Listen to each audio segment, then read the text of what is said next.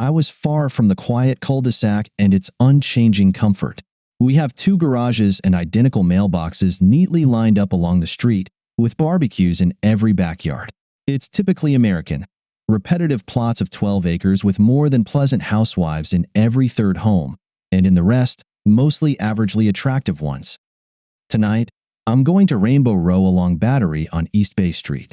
This postcard depicts the Charleston Peninsula, South Carolina, and the last place in the city where a first-class detective might come on a rainy Friday evening at the end of October. When I arrived, blue and red lights were already flashing, and a pair of officers stood guard on the sidewalk in front of the pastel green Flemish tourist attraction.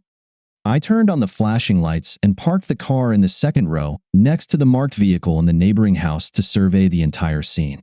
A few passers-by watched from both sides of the street, curious to know what was happening on the busy pedestrian street.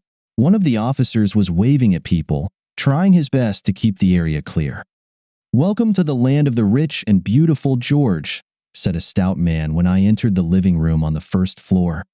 The big guy was the night shift sergeant this week, a sociable fellow named Paul Montague, who set the district record for the largest sandwich ever eaten by an officer from the Charleston County Sheriff's Department.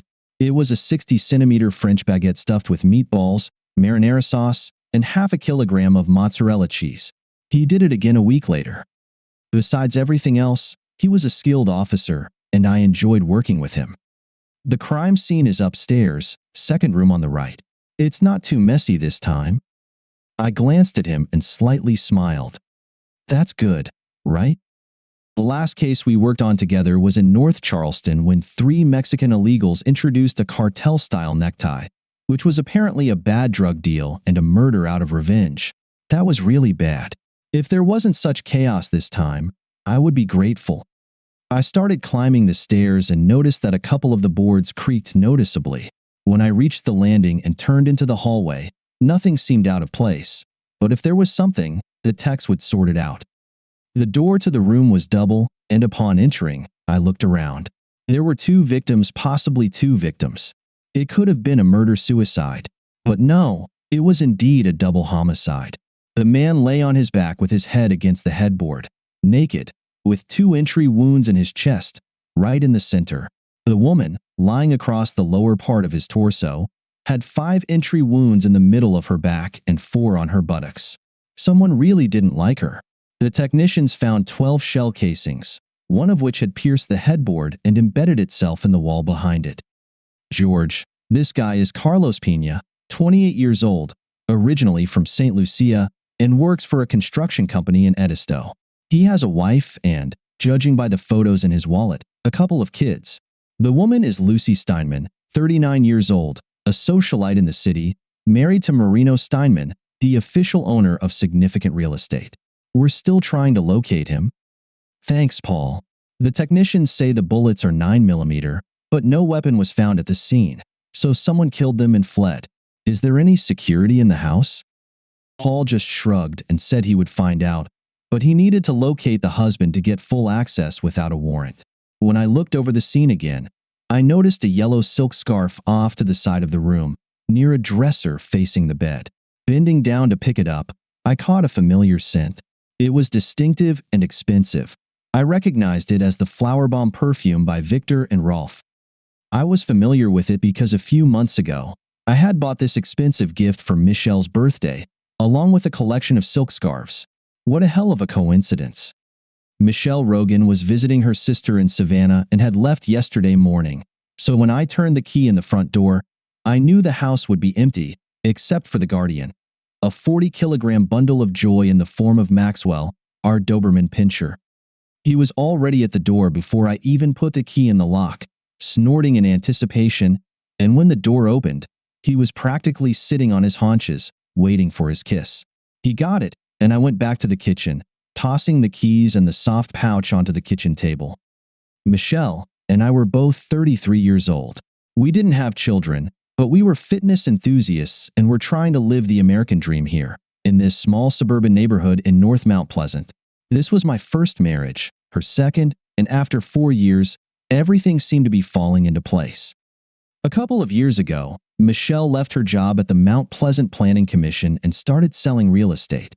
At first glance, there was nothing particularly unusual about that, but she worked with Carol Bigsby at Carter's firm. Carol was the neighborhood adulteress, living in a house on the next street over.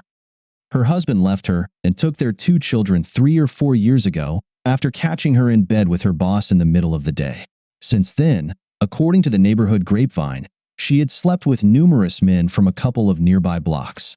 I know the grapevine isn't always reliable, but the adulteress did come on to me directly in the living room while Michelle was in the shower, jumping on me and positioning herself suggestively. Sure, he, meaning my body, has a mind of his own, but fortunately, I had enough willpower to easily resist. So, I had concerns about how Michelle would work with her, especially since the boss was still the same guy who slept with Carol, which hastened her divorce. In the end, Michelle succeeded and now sells luxury real estate in Charleston and Kiowa. Her working hours are almost as irregular as mine. I am Detective First Class George Rogan of the South Carolina State Law Enforcement Division, more commonly known as SLED, working in the investigative services in Charleston. We are called in cases of suspicious death involving a foreign national, as was the case with Carlos Pena, who was a foreigner living in the country legally. This gave us the jurisdiction to be involved at this stage. The next morning, I got up early, left the house, and headed downtown. We received processed forensic evidence packages first thing, and by the time I arrived, the package was already waiting for me. Before I could start reviewing it, one of the support staff poked her head through the door. George, Sergeant Montague from Charleston County, delivered a set of evidence on DVD. He asked me to let you know that they obtained a search warrant last night and seized several DVDs from the security system and a hard drive. These are copies. I just need you to sign for them. She leaned over me, her ample chest almost brushing my face, and smiling, handed me her pen. If I were a scoundrel, I would have made a move on her months ago. I signed where needed and watched as her hips, barely concealed by her skirt, swayed out of the door. Some future husband is going to be very lucky. A note on top of the stack said, "Don't watch this near children, George, and keep some paper towels handy." All right, he's clever, but he's still the best sergeant in Charleston. I set the stack aside and turned my attention to the evidence packet. Mr. Marino Steinman had still not been found, but was considered a person of interest, which could change once other individuals are identified on the DVDs, if they exist. In any case, we all wanted to find him. I was almost certain that George and the folks from Charleston County were already working on it. Later that day, the SLED lab report on ballistics came in, indicating that all the shots were fired from the same 9mm weapon, most likely a semi-automatic pistol, and that each shot was fired from the foot of the bed. Based on the trajectories, they estimated that the shooter held the weapon about 1.5 meters off the floor, meaning the perpetrator's height was between 1.68 m and 1.98 m, depending on how they held the weapon. I had to smile at the lab's precision. They always delivered such details with absolutely straight faces. As far as I knew, it could just as easily have been a 5'2" woman standing on a step stool by the bed. The evidence packet contained several photographs of the deceased, as well as some photos of the Steinman couple found in the house. According to his identification, he was 52 years old, but he didn't look older than 45. He appeared fit and attractive, in addition to his obvious wealth. This explained his appeal to his wife, though now, she was the deceased wife. By any standard, Mrs. Steinman was a beautiful woman, making full use of all the accessories of the good life. The size of the stone taken from her hand could almost pay off my house or, at the very least, put a serious dent in the mortgage. Carlos Pena, on the other hand, was an unremarkable stocky muscle man. It seems he worked as a subcontractor on several construction projects between here and Hilton Head. I assumed he was just a handsome plaything for Mrs. Steinman. Most likely, we'll find that their paths crossed somewhere at a hotel or a bar, and the next thing he knew, he had slept with some rich guy's wife and got the usual payment. It's a story we've all encountered hundreds of times in our line of work, although most of them don't end up as murder victims on Rainbow Row. "Hey, honey, are you okay?" Michelle asked me when I called her late in the evening after getting home. "I'm fine. How about you and Monique?" "Your mom called early yesterday morning trying to reach you, and I told her that telecom cell service in Savannah is terrible and she should call Monique." "Well, I didn't say terrible, but you get the idea. You'll make Mom mad if you start using foul language, George Rogan. She joked. It was one of our inside jokes. Her mother had told the girls that she had tried phone sex a few times and got hooked on it for a couple of months before realizing she preferred the real thing, and then started dating a couple of other widowers as she evolved. That's all I wanted to know. I'm going to stay one more night, and we'll be back tomorrow evening. Maybe we can go out for a late dinner when I return. Michelle, darling, that would be great, but just a heads up. I might be tied up. I'm working on a murder case on East Bay at the Battery. It looks like a love nest in the wealthy district got shot up last night, and I've got 2 bodies and a missing husband. Before she replied, there was a long pause. For a moment, I thought the call had dropped. Oh, that's terrible. Let's hope we can still make it happen. Listen, I love you, George. See you tomorrow.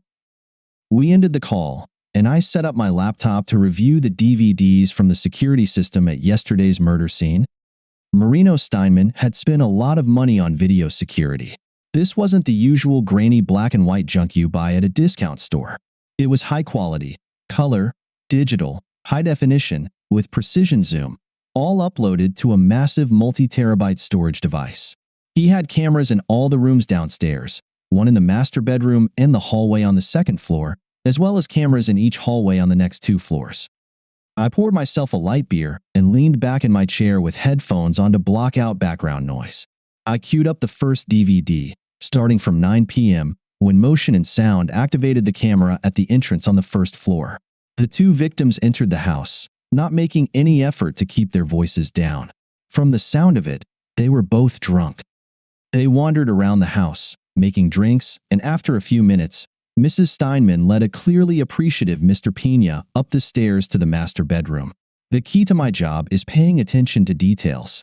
That's how we solve most crimes. Aside from the criminal's own stupidity, at least Marino Steinman provided those details with stunning high-definition clarity. Lucy Steinman kneeled down, slowly undoing her partner's pants. That night, Lucy seemed to embrace indulgence in a way that was either completely natural for her or something she fully embraced for the first time. Having seen my share of mature content during my college years, I had a pretty good idea of what was happening. I used the zoom function on my laptop to get a closer look, making it feel almost as if it was happening right in front of me. She was clearly into it, with soft sounds of enjoyment escaping her. For the next few minutes, Carlos just relaxed, clearly enjoying himself, until he pulled Lucy closer by the back of her neck. Then came the moment, an incredibly intense reaction, the likes of which I hadn't seen before. It was so extreme that, for a second, I wondered if it was exaggerated for effect. I glanced at the timer to see how long it lasted. It was a solid 40 seconds, and there was nothing subtle about it. God, you're a beast, she shouted, the mess dripping from her face. It never ceases to amaze me, she said, then collapsed onto the bed, still laughing. Rinse and repeat, and I'll give you even more, Carlos replied. Now I understood what Paul meant when he said he needed paper towels. Mrs. Steinman positioned herself on Pena's lower torso and slowly started with him. After a few minutes, he was back in shape, and before he could make his move by grabbing her, I had to rewind the scene slightly. I heard the same thing I'd heard the previous night, the creaking of boards on the stairs. A few moments later, a fit figure dressed in black, with a hood over their head, came into view and, without hesitation, quickly fired 2 shots into Carlos Pena. The next shot hit the headboard, and the shooter motioned for Lucy Steinman to lie across the first victim. A moment later, 5 shots followed into the middle of her back. Then the assailant kicked Mrs. Steinman in the heel, moved to the edge of the bed, and fired 4 shots into her buttocks, clearly in anger. I rewound the video again to take a closer look at the perpetrator's wrist. When the shooter fired in a fit of rage, the black sleeve on the right arm lifted enough to reveal a silver bracelet with what I took to be an Indian pattern. I couldn't make out the details, so I took a screenshot and saved it to the disk before resuming the video. You won't be sleeping with anyone else, that's for sure, you bastard, the killer said with an accent. Now I knew that she was closer to the lower end of the height range, about 1.70 m, and that she knew Pena. Steinman was a secondary lover. Paul, I assume you saw how the perpetrator shot. Have you spoken with Mrs. Pena yet? One of the sheriff's deputies went there this morning with a Charleston PD officer, but she wasn't home. Based on what I saw on the recording, we issued a bolo for her and notified the Transportation Security Administration, but I'm not sure if we were in time. She picked up the kids from school yesterday morning. She may be completely innocent, but her actions before and after the shooting are concerning, and we'd like to bring her in for questioning. Charleston County will obtain a warrant for a full search of the premises in her absence. Oh, by the way, we found Marino Steinman this evening. He was at the Doubletree Hotel in Savannah and returned an hour ago. It's pretty clear he's not the perpetrator. He claims he accidentally turned off his phone. He was hiding out with some chick who wasn't there when the officers spoke with him. They just noted the lavender-colored lingerie and a pair of leopard print stilettos that, they're pretty sure, weren't his size. Paul chuckled as he finished, and we wrapped up the conversation. What were the odds that they both ended up in Savannah at the same time? Of course, it could be a coincidence. I've seen enough of those in my relatively short career. The closet door still stuck a little when I opened it, and I reminded myself that I needed to fix that. She's so meticulous about keeping all her things, everything in a row and in its place. I looked for them and couldn't find them. A gap had appeared in the row where they should have been. I think they were high heels. Actually, they were Gom Chelsea boots, a gift from her mom for Christmas a couple of years ago. Over $500 from the Harrods online store. Paired with some tight yoga pants and her killer legs, she looked stunning in them, but they were gone. Suspicion can bring strange thoughts to a man's mind, and if there's one mantra that penetrates us more than any other, it's leave your emotions aside. I was taught to recognize when I'm acting or reacting more on emotions than on facts. I did exactly that, allowing emotional suspicion to guide my actions. It was 11 o'clock at night, 24 hours after I arrived at the scene on Rainbow Row. I still needed to go through the remaining DVDs, but that could wait until tomorrow. Maxwell made it clear that he needed a late-night walk, so the two of us headed out with a flashlight and a dog waste bag in hand. It was mostly quiet, and after a few minutes, I found myself approaching Carol Bigsby's house, noticing she had company for the evening. Some things never change. Maxwell did his business near her mailbox. I picked it up, and we moved on. It was past midnight by the time I collapsed into bed and didn't move until 8 in the morning. After a quick run and a light breakfast, I set up the other DVDs, intending to start reviewing them for evidence. But before I could begin, I received a call from Paul Montague. George, we found out where Mrs. Pena flew to. Mrs. Castelda Portala Pena is a citizen of Belize, and late last night, she arrived in Belize City after traveling to the Dominican Republic by boat. She also withdrew a substantial amount of cash from her bank accounts and accessed the family safe deposit box on Friday afternoon. She must have been hustling with that much money in a place like that. The U.S. has an extradition treaty with Belize, so we can try to get her back, but after talking with the U.S. attorney last night, it's likely to be a long process, if it ever happens at all. They don't easily extradite their own citizens, and when they do, they usually require assurances that there won't be a death penalty or life imprisonment involved. I'll keep that in mind if I need to rough someone up. Paul, do you have any other good news?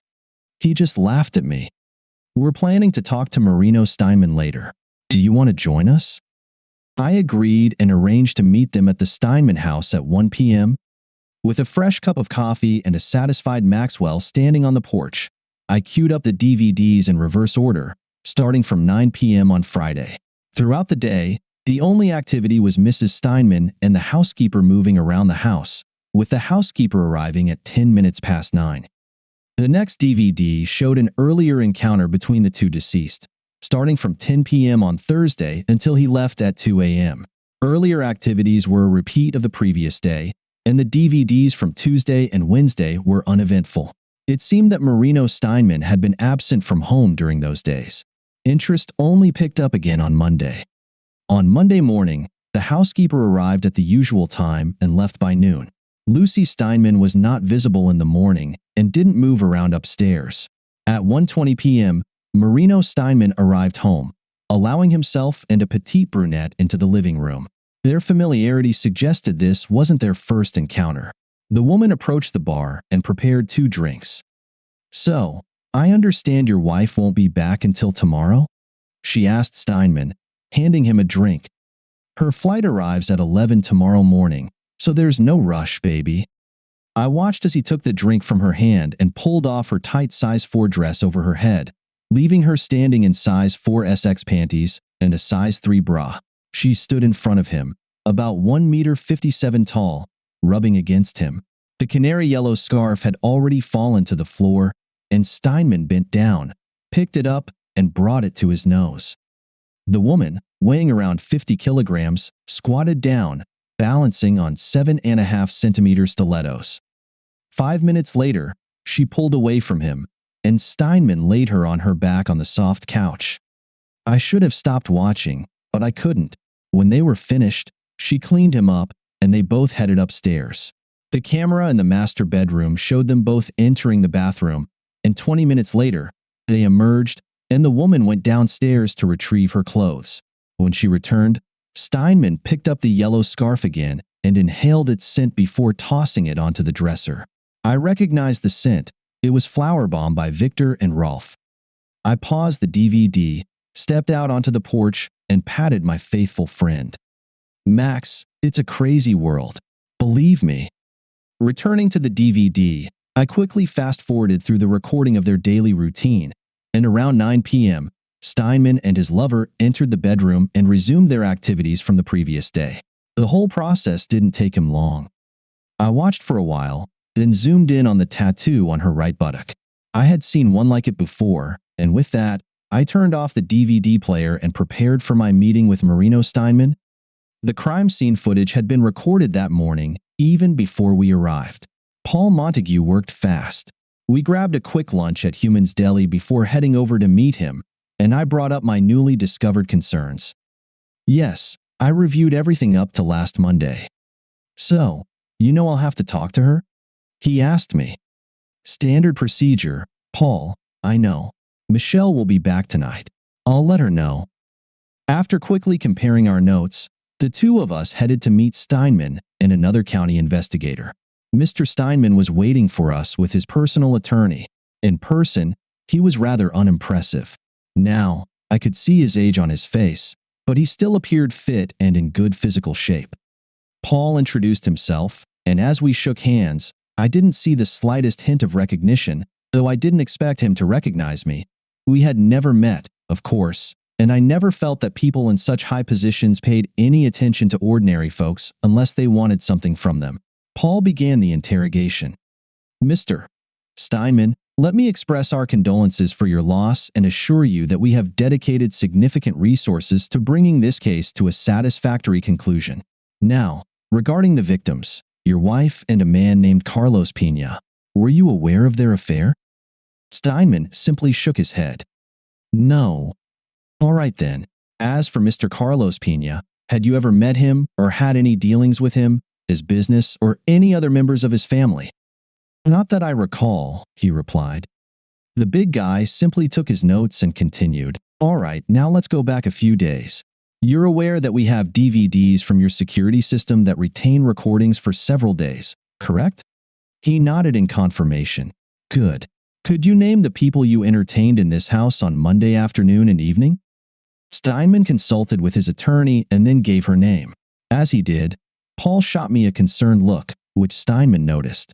At that point, his attorney intervened and insisted that no unrelated third parties be involved in this interrogation. Paul wasn't keen on that. "From our perspective, counselor, the woman in question remains an important witness until we've questioned her. Mr. Steinman, have there been any other women visiting these premises with or without your wife in the past 2 weeks?" I advise my client not to answer that question. We consider it irrelevant. Paul just smiled slightly and pulled out 3 enlarged photographs from his notes. "Do you recognize the woman in these photographs?" Steinman looked at them for a long time, considering his response. He consulted with his attorney, and the meeting was abruptly terminated. My client will no longer discuss any matters with any representative of the Charleston County Sheriff's Department or any other law enforcement agency at this time. If he is not being detained for questioning, I ask you to leave the premises." Paul and I had anticipated this. We didn't reveal the woman's identity to Steinman because someone with nothing to hide would have shared that information himself. In his case, however, he didn't disclose that he had dined with Mrs. Castelda Portalapina, unaware that it had been caught on surveillance cameras last Wednesday at the very same place where we had just had lunch, Human's Deli. Warrants had already been issued to seize bank records when the banks opened on Monday morning and to search Steinman's offices on Meeting Street. While we were speaking, the sheriff's office and SLED were already conducting the search. After our initial meeting, I had to step away from the case. Nevertheless, Paul kept me informed, albeit unofficially. During our lunch earlier, he explained, yesterday at the deli, when I came in for a sandwich, the owner was chatting with me. He'd heard about the shooting at Steinman's house and mentioned that a few days earlier, Marino Steinman had been at his establishment. He was a regular customer there. So, I requested the surveillance footage, and sure enough, last Wednesday, he was having lunch here with a woman. Interestingly, the woman resembled Mrs. Castelda Portalapina, and she was wearing a bracelet on her right wrist, similar to the one the perpetrator was wearing during the shooting. As evidence, he provided the photos we have now, as well as the original DVD.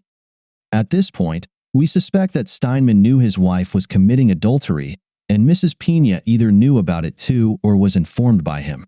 I think he paid her to carry out the attack, but now we have to prove it. He might not have even needed to pay her. She could have taken pleasure in what we saw. In any case, he definitely handed her an envelope across the table, and now she's, as they say, vanished. Additional evidence might help us lure her out of Belize. I've probably said this 100 times, George. Stupidity is what brings it all down every time. That evening, while waiting for Michelle to return, I remembered our first meeting. She and her sister Monique were deadheads, and we were at the same Phil Lesh and Friends show at the Coliseum. We hit it off right away, and I asked her out later that week. From that moment on, we became something special, and a week later, I had the pleasure of enjoying the unique talents of her 157 centimeters, 50 kilograms body, with size 4 panties, 4SX underwear, and a size 3 bust. I remember a 1973 Dead show from Boston Garden playing in the background, and when I started caressing her, I came face to face with an incredible American Beauty tattoo on her bare buttock. The details and colors were perfect, almost like the album cover. It seems Marino Steinman had seen one like that too. Michelle turned the key in the front door at 9:15, and Maxwell immediately wagged his stubby tail. His personality around her was different than with me. With me, everything was masculine, with a bond between men, but with Michelle, he was a puppy again. She walked into the kitchen, tossed her keys on the kitchen table, then came over, hugged me, and kissed me. "How's your case going?" she asked. "I've been taken off it for now," I replied. "By the way, where are the gum boots that Mom gave you for Christmas?" She gave me a strange look before answering. "Why do you need to know about my gums? I know you're not going to wear them." "Just curious. I was looking for something in the closet and noticed they were missing." "Oh, well, I traded them with Monique for a pair of Fendi shoes. I didn't know you liked them." I didn't say anything. "Hey, listen, why don't you take a shower, and I'll fix you a drink when you're done." When she returned, I handed her a glass of wine and a light beer. It had been nearly 48 hours since I first entered that house on East Bay Friday night. First of all, let me tell you about the case I was working on. It's incredible. Paul Montague was on it, and as always, he did a fantastic job. Well, the house at 95 Rainbow Row belonged to a guy named Steinman. The victims were his wife and her lover. The guy's wife is the prime suspect, but Paul thinks that Steinman himself is also involved. I watched her reaction and noticed a hint of hesitation, a brief flicker of recognition on her face. Paul wants to talk to everyone connected to Steinman, including anyone who might have been in the house earlier. We have surveillance footage from a few days ago. I paused for effect and saw that Michelle was becoming uncomfortable, though she tried her best to hide it, unsuccessfully. She realized that I knew, and there was no point in denying it. "How long?" "I think almost 6 months." "Why did you get involved in this at all? You know how I feel about infidelity." George, I don't know why. Monique kept telling me how thrilling it was and that she'd done it twice before, and Donnie never found out. Donnie was Monique's husband, and damn, he wouldn't want to hear this kind of talk about his beloved sister-in-law. Monique and I have always done everything together, ever since we were little girls. We never had secrets from each other. If she did something, I would do it too, and vice versa. If I bought a new dress, she would too. If she bought new perfume, I had to try it as well. That's why she got the Victor and Rolf you gave me a few months ago. That's just how we've always been. Do you think it was so thrilling that it was worth risking our marriage? Now, her eyes were filled with tears, and an image of the American Beauty tattoo on the right buttock of a very beautiful woman who was very close to me flashed before my eyes. Michelle stood up, went to the kitchen, and pulled a bag of fruit snacks out of the cupboard. As she did, her t-shirt rode up, revealing her firm, bare, and very beautiful buttocks. On the left buttock of that beautiful behind was an American Beauty tattoo, identical to the one her identical twin sister, Monique, had on her right. Paul will have to talk to her, you know that, right? She just nodded, returned to the table, and kissed her husband.